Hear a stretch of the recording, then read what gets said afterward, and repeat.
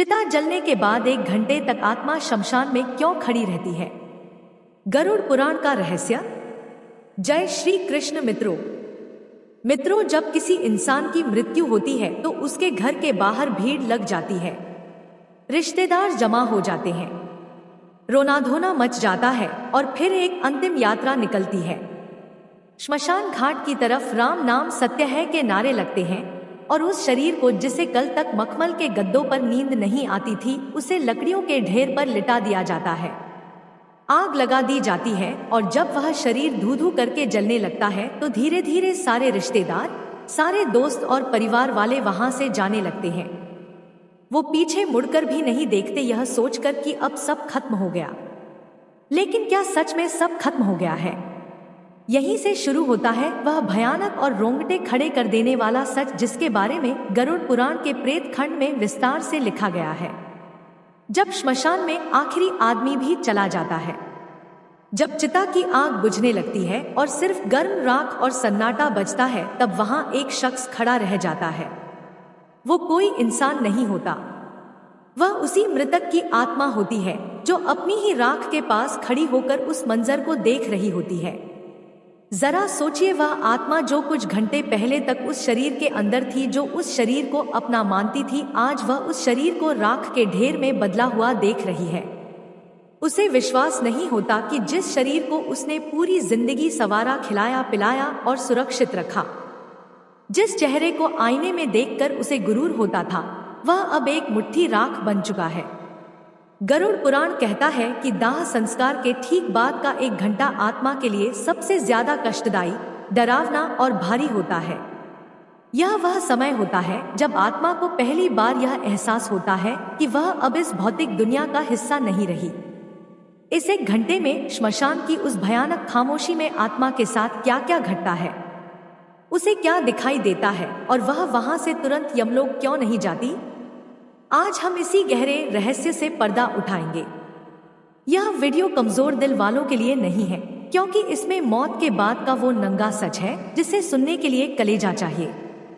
सबसे पहले हमें उस स्थिति को समझना होगा जब शरीर जल रहा होता है। शास्त्रों के अनुसार जब तक शरीर पूरी तरह नहीं जल जाता तब तक आत्मा को एक मोह रहता है। उसे लगता है कि शायद मैं वापस इस शरीर में प्रवेश कर सकूं, शायद मैं फिर से जिंदा हो सकूं। वह बार बार उस जलते हुए शरीर के पास जाती है, उसके चारों तरफ चक्कर लगाती है, लेकिन आग की तपन और यमदूतों का अदृश्य पाश उसे उस शरीर में घुसने नहीं देता। वह देखती है कि कैसे उसकी त्वचा जल रही है, कैसे उसकी हड्डियां चटक रही हैं। यह दृश्य उसके लिए किसी प्रलय से कम नहीं होता। और फिर आता है वह दर्दनाक पल जिसे कपाल क्रिया कहते हैं, जब घर का कोई सदस्य या बेटा बांस के डंडे से जलते हुए शव के सिर पर प्रहार करता है और सिर को फोड़ देता है। यह दृश्य देखने में जितना भयानक है, आत्मा के लिए उससे कहीं ज्यादा पीड़ादायक है। गरुड़ पुराण कहता है कि जैसे ही कपाल फटता है, एक जोरदार धमाका होता है जो सिर्फ आत्मा को सुनाई देता है। यह वह पल है जब आत्मा का उस शरीर से आखिरी बंधन टूट जाता है। उसे समझ आ जाता है कि अब वापसी का कोई रास्ता नहीं बचा, यह दरवाजा हमेशा के लिए बंद हो चुका है। लेकिन असली कहानी तो इसके बाद शुरू होती है। जब कपाल क्रिया हो जाती है और शरीर जलकर खाक हो जाता है, तब नियम के अनुसार घर वाले और रिश्तेदार वहां से लौटने लगते हैं। शास्त्रों में सख्त नियम है कि श्मशान से लौटते वक्त पीछे मुड़कर नहीं देखना चाहिए। क्या आपने कभी सोचा है कि ऐसा क्यों कहा जाता है? इसके पीछे एक बहुत बड़ा और डरावना कारण है। जब परिवार वाले वहां से जाने लगते हैं तो आत्मा घबरा जाती है। उसे लगता है कि यह लोग मुझे इस सुनसान और डरावनी जगह पर अकेला छोड़कर कहां जा रहे हैं। वह चिल्लाती है, आवाज देती है कि रुको, मुझे भी साथ ले चलो, मैं यहां अकेला नहीं रह सकता, मुझे डर लग रहा है। लेकिन उसकी आवाज किसी को सुनाई नहीं देती, क्योंकि अब वह आवाज हवा में गूंजने वाली ध्वनि नहीं बल्कि एक कंपन है। वह आत्मा दौड़ती है, अपने बेटे को पकड़ने की कोशिश करती है, अपनी पत्नी या पति को आवाज देती है, उनके कपड़ों को पकड़ने की कोशिश करती है। लेकिन उसका हाथ उनके शरीर के आर पार निकल जाता है। वो किसी को छू नहीं सकती, किसी को रोक नहीं सकती। और जब वह देखती है कि उसके अपने ही लोग, जिनके लिए उसने पूरी जिंदगी पाप किए, झूठ बोला, बेईमानी की, रात दिन एक करके पैसा कमाया, वो आज उसे एक अनजान जगह पर राख के ढेर के पास अकेला छोड़कर जा रहे हैं, तब उसे जीवन का सबसे बड़ा धोखा महसूस होता है। उसे समझ आता है कि दुनिया का कोई भी रिश्ता आखिर तक साथ नहीं देता, सब मतलब के साथी थे। जैसे ही शरीर ने साथ छोड़ा, सबने मुंह मोड़ लिया। अब सवाल आता है कि आत्मा उस श्मशान में 1 घंटे तक क्यों रुकती है? वह तुरंत उनके पीछे क्यों नहीं जाती? गरुड़ पुराण के अनुसार शमशान भूमि भगवान शिव का निवास स्थान मानी जाती है, लेकिन यह अतृप्त आत्माओं, भूतों और पिशाचों का गढ़ भी है। जब कोई ताजा मृत्यु होती है तो उस आत्मा के चारों तरफ एक सुरक्षा कवच होता है जो उसे कुछ समय के लिए श्मशान की नकारात्मक शक्तियों से बचाता है। लेकिन जैसे जैसे समय बीतता है, वह कवच कमजोर पड़ने लगता है। उस 1 घंटे के दौरान आत्मा को श्मशान में मौजूद दूसरी भटकती हुई रूहें दिखाई देने लगती हैं। उसे अजीब अजीब सी डरावनी आवाजें सुनाई देती हैं। वो देखती है कि वहां कई ऐसी आत्माएं हैं जो सैकड़ों सालों से मुक्ति के लिए तरस रही हैं, जो भूख और प्यास से तड़प रही हैं, जिनका शरीर विकृत हो चुका है। कुछ आत्माएं हवा में तैर रही होती हैं, तो कुछ जमीन पर रेंग रही होती हैं। वह नई आत्मा को देखकर उसकी तरफ लपकती है, उसे डराने की कोशिश करती है। यह दृश्य देखकर वह नई आत्मा डर के मारे कांपने लगती है। वह छिपने की जगह ढूंढती है, लेकिन श्मशान के खुले मैदान में छिपने की कोई जगह नहीं होती। उसे अपनी गलतियों का, अपने पापों का पछतावा होने लगता है। वह सोचती है कि काश मैंने जीवन में कुछ पुण्य किया होता, काश मैंने भगवान का नाम लिया होता तो आज मुझे यह दिन नहीं देखना पड़ता। गरुड़ पुराण कहता है कि उस 1 घंटे में आत्मा को यमदूत तुरंत नहीं पकड़ते, वह उसे छोड़ देते हैं ताकि वह अपनी आंखों से देख सके कि जिस शरीर और जिस संसार पर उसे इतना घमंड था, उसकी असली औकात क्या है।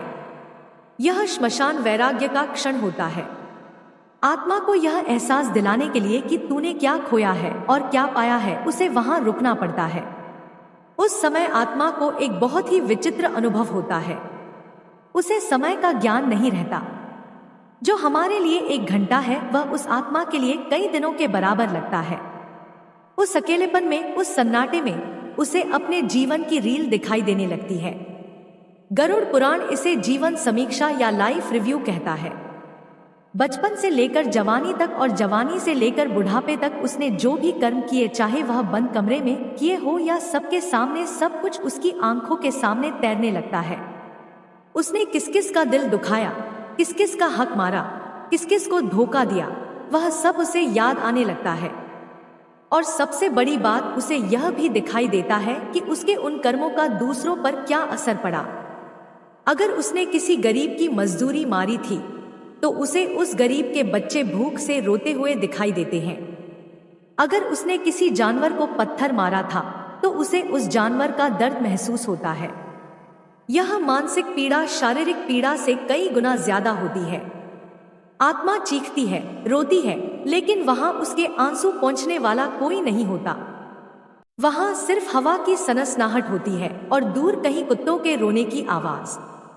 यह वह समय है जब इंसान को अपनी असलियत का पता चलता है। उसे समझ आता है कि जिन पद, प्रतिष्ठा और पैसों का उसे इतना घमंड था, वो सब तो श्मशान के गेट के बाहर ही छूट गए। अंदर तो सिर्फ वह और उसके कर्म ही आए हैं। श्मशान की उस भूमि पर खड़े होकर आत्मा देखती है कि उसके शरीर की राख अब ठंडी हो रही है।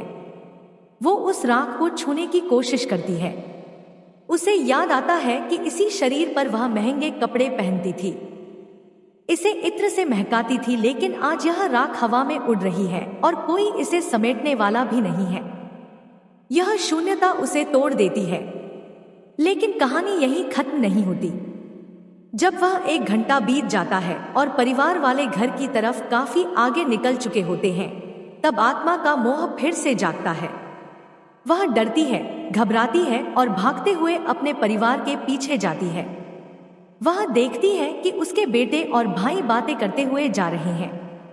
वह उनकी बातें सुनने की कोशिश करती है।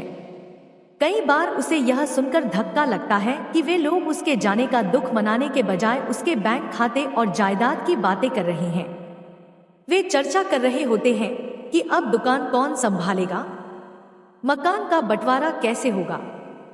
यह सुनकर आत्मा को ऐसा लगता है जैसे किसी ने खंजर घोंप दिया हो। वह चिल्लाती है, अरे मूर्खों, मैं अभी गया भी नहीं और तुम लोगों ने बंटवारा शुरू कर दिया। लेकिन उसकी आवाज उन तक नहीं पहुंचती।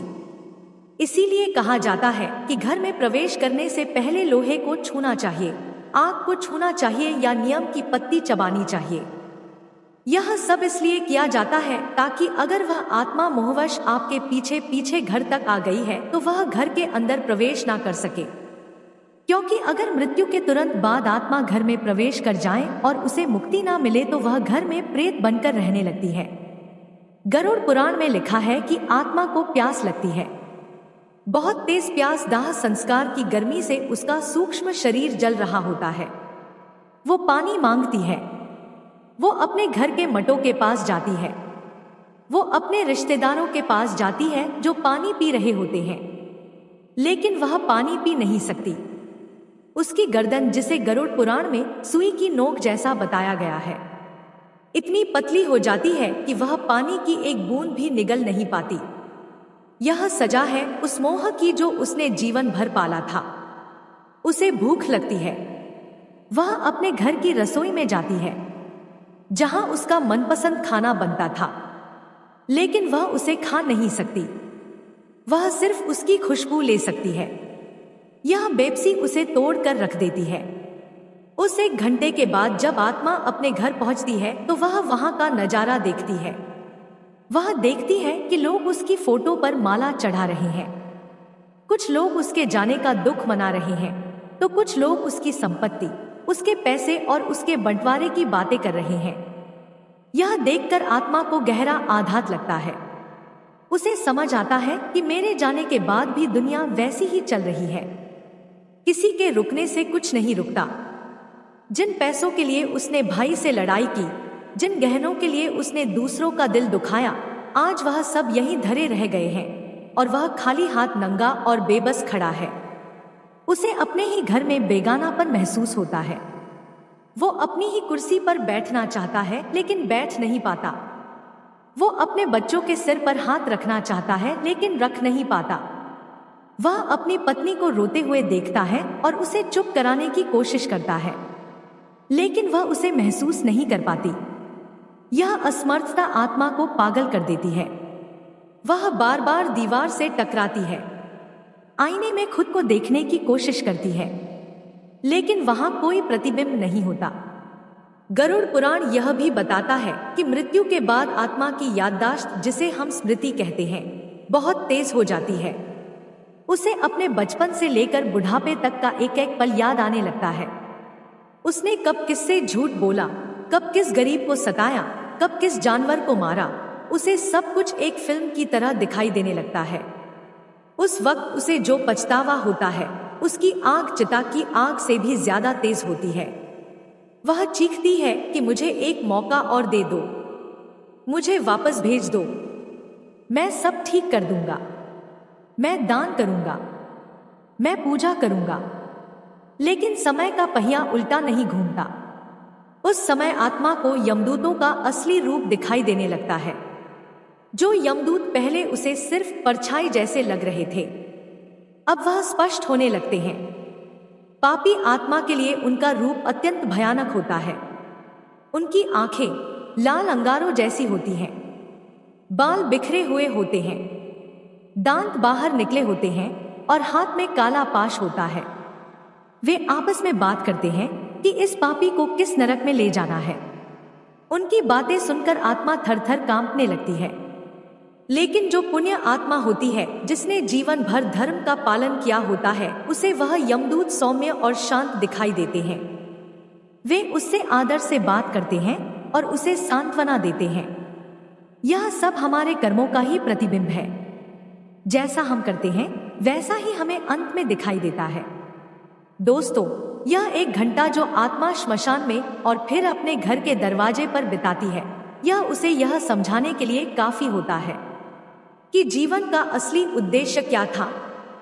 हम पूरी जिंदगी भागते रहते हैं, पैसा कमाने के लिए, नाम कमाने के लिए, बड़ा घर बनाने के लिए। हम रिश्तों को दांव पर लगा देते हैं, नैतिकता को भूल जाते हैं, लेकिन अंत में उस 1 घंटे में हमारे पास सिर्फ हमारे कर्म होते हैं। अगर आपने जीवन में किसी प्यासे को पानी पिलाया है तो उस वक्त आपको ठंडक महसूस होगी। अगर आपने किसी नंगे को कपड़ा दिया है तो उस वक्त आपको सुरक्षा महसूस होगी। लेकिन अगर आपने सिर्फ छीना है, सिर्फ बटोरा है, तो उस वक्त आपको सिर्फ तड़प मिलेगी। गरुड़ पुराण का यह ज्ञान हमें डराने के लिए नहीं है, यह हमें जगाने के लिए है। यह हमें बताता है कि जिस मौत से हम इतना डरते हैं वह तो आनी ही है, और जब वह आएगी तो हमारे बैंक बैलेंस, हमारी डिग्रियां, हमारे फॉलोअर्स कुछ काम नहीं आएंगे। उस 1 घंटे में जब हम अपनी ही राख को देख रहे होंगे तब हमें सुकून सिर्फ इस बात से मिलेगा कि हमने किसी का भला किया था। इसीलिए शास्त्रों में कहा गया है कि जब तक शरीर में प्राण है तब तक शुभ कर्म कर लो, दान करो, सेवा करो और सबसे जरूरी भगवान का नाम लो। क्योंकि गरुड़ पुराण में भगवान विष्णु खुद कहते हैं कि जो व्यक्ति मेरे नाम का जप करता है उसे मृत्यु के बाद यमदूत नहीं बल्कि मेरे पार्षद लेने आते हैं। उसे शमशान की उस भयानक गर्मी और अकेलेपन का सामना नहीं करना पड़ता, बल्कि उसे एक दिव्य विमान में बैठाकर सीधे वैकुंठ ले जाया जाता है। श्मशान में उस 1 घंटे के दौरान आत्मा को कई और भी विचित्र अनुभव होते हैं। उसे वहां मौजूद पिंडी और चावल के गोलों को खाने की इच्छा होती है जो उसके पुत्र ने प्रदान किए हैं। गरुड़ पुराण के अनुसार पहले दिन का पिंडदान बहुत महत्वपूर्ण होता है। अगर विधि विधान से पिंडदान ना किया जाए तो आत्मा को बहुत भूख लगती है और वह श्मशान में इधर उधर भटकती रहती है। कभी कभी वह श्मशान के पास के पेड़ों पर लटक जाती है या पानी के स्रोतों के पास जाकर अपनी प्यास बुझाने की कोशिश करती है, लेकिन बिना शरीर के प्यास बुझना नामुमकिन है। यह प्यास शारीरिक नहीं आत्मिक होती है, जो केवल मंत्रों और श्रद्धा से शांत हो सकती है।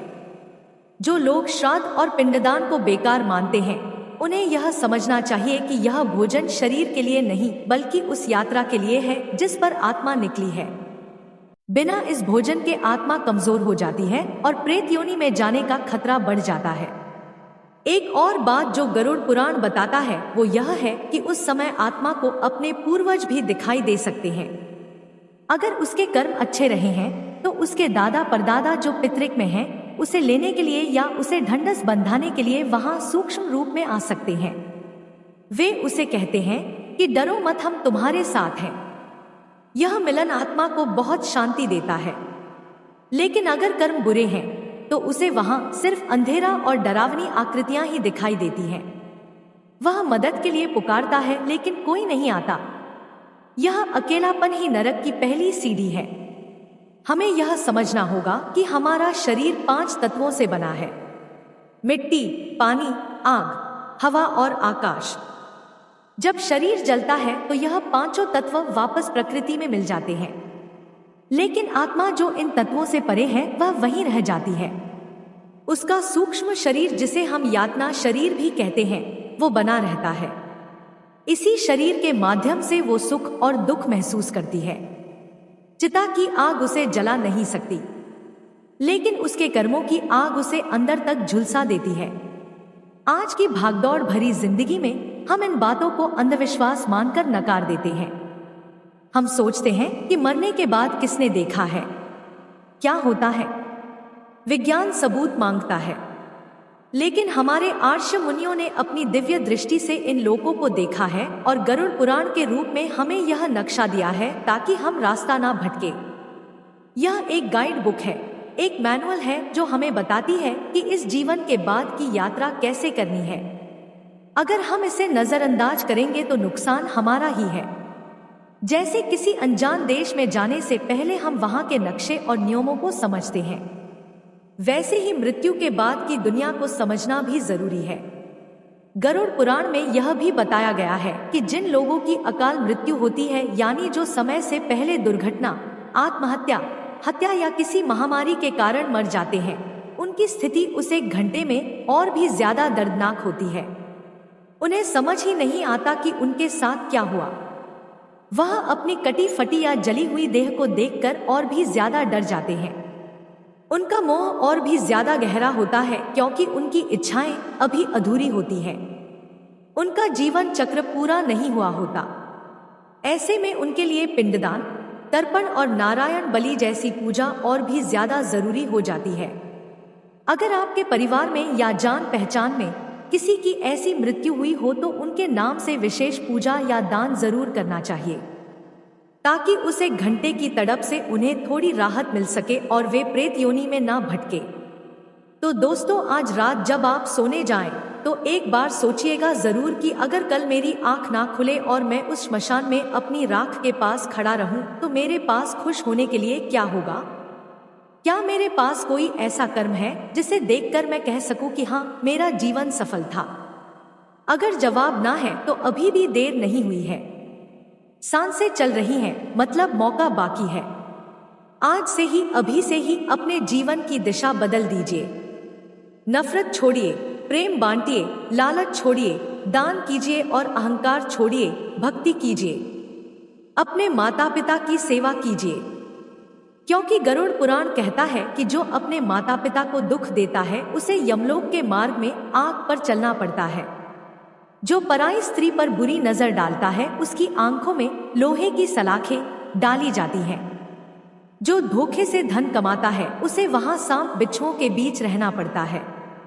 यह सब रूपक नहीं है, यह वह सच है जिनका सामना हमें करना है, क्योंकि अंत में उस एक घंटे में सिर्फ यही काम आएगा। बाकी सब यहीं का यहीं राख के ढेर में मिल जाएगा। आपके बड़े मकान, आपकी गाड़ियां, आपके गहने सब दूसरे लोग ले लेंगे। आपका शरीर भी आपसे छीन लिया जाएगा। आपके पास बचेगा तो केवल आपका स्वभाव और आपके कर्म। अगर आज की यह जानकारी, यह सत्य आपके दिल तक पहुंचा हो तो इसे केवल एक वीडियो समझकर मत भूल जाइएगा। यह एक चेतावनी है, एक संकेत है। इसे अपने जीवन में उतारिए। और अगर आप चाहते हैं कि आपके पूर्वजों को, आपके पितरों को शांति मिले तो कमेंट में पूरी श्रद्धा के साथ ओम नमो नारायण या ओम शांति जरूर लिखें। यह छोटा सा मंत्र उन भटकती आत्माओं तक एक सकारात्मक ऊर्जा पहुंचा सकता है और इस सत्य को अपने दोस्तों और परिवार के साथ जरूर बांटें, ताकि वह भी इस अज्ञान की नींद से जाग सके। याद रखिए, मौत अंतिम सच है, लेकिन कर्म मौत से भी बड़ा सच है। हम अक्सर मौत से डरते हैं, लेकिन हमें डरना चाहिए उस जीवन से जो हमने व्यर्थ गंवा दिया। हमें डरना चाहिए उन आंसुओं से जो हमारी वजह से किसी की आंखों में आए। हमें डरना चाहिए उस विश्वास से जो हमने तोड़ा, क्योंकि यही वह चीजें हैं जो श्मशान में हमारे सामने खड़ी होंगी। अंत में मैं बस इतना कहना चाहूंगा कि जीवन एक सराय है। हम सब यहाँ मुसाफिर हैं।